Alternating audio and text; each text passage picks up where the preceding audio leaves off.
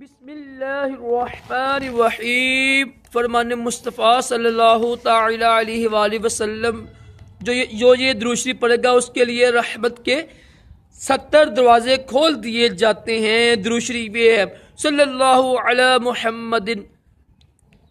آج کی سنت مبارکہ یہ ہے کہ نبی کریم صلی اللہ تعالی علیہ وآلہ وسلم کو جوک کی روٹی اور پرانے سالن کی دعوت بھی دی جاتی تو آپ قبول فرما لیتے تھے۔ فرض علم کے لیے دعوت اسلامی کے مدنی قافلے میں سفر کریں، نماز قرض کریں، اجتماع میں شرکت کریں۔ راشد عطاری خوابوں کی تعبیر لے کر پیش خدمت ہیں۔ کوشش کریں ہر جمعرات کو پاکستانی وقت کے مطابق صبح 9 بجے مدنی چینل پر خوابوں کی تعبیریں لائیو دکھائی جاتی ہیں۔ اس میں الحمدللہ عالم دین ہوتے ہیں اسد مدنی صاحب، تو کوشش کریں وہ بھی دیکھا کریں۔ آج ہم بات کریں گے حضرت عثمان غنی رضی اللہ تعالی عنہ، جن کا لقب ہے ذو النورین، دو نور والا۔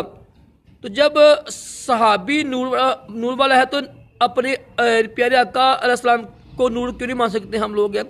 کیونکہ آپ کی 2 شہادتیں آپ کے نکاح میں آئی تھی نا۔ بلکہ آج ہم بات کریں گے حضرت عثمان غنی رضی اللہ تعالی عنہ کو خواب میں دیکھنا کیسا ہے۔ جس نے حضرت عثمان غنی رضی اللہ عنہ کو خواب میں دیکھا، آپ کی سمپل زیارت کی، انشاءاللہ اس کو شرم و حیا عطا کی جائے گی، اور انشاءاللہ ایسی شرم و حیا عطا کی جائے گی کہ وہ نیک پرہیزگار بن جائے گا۔ کیونکہ حضرت عثمان غنی رضی اللہ عنہ کا یہ کہنا صفت تھی، آپ کو میں بڑی شرم و حیا تھی۔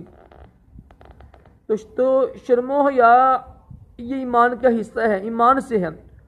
اور جس حدیث پاک میں ہے کہ جب تم کو شرم نہ رہے، جب تم کو حیا نہ ہو تو جو مرضی کرو، یہ حدیث پاک کے الفاظ ہیں۔ دیکھو جب شرم و حیا ہی ہے نا، یہی انسان کا زیور ہے، مرد کا عورت کا بھی نا۔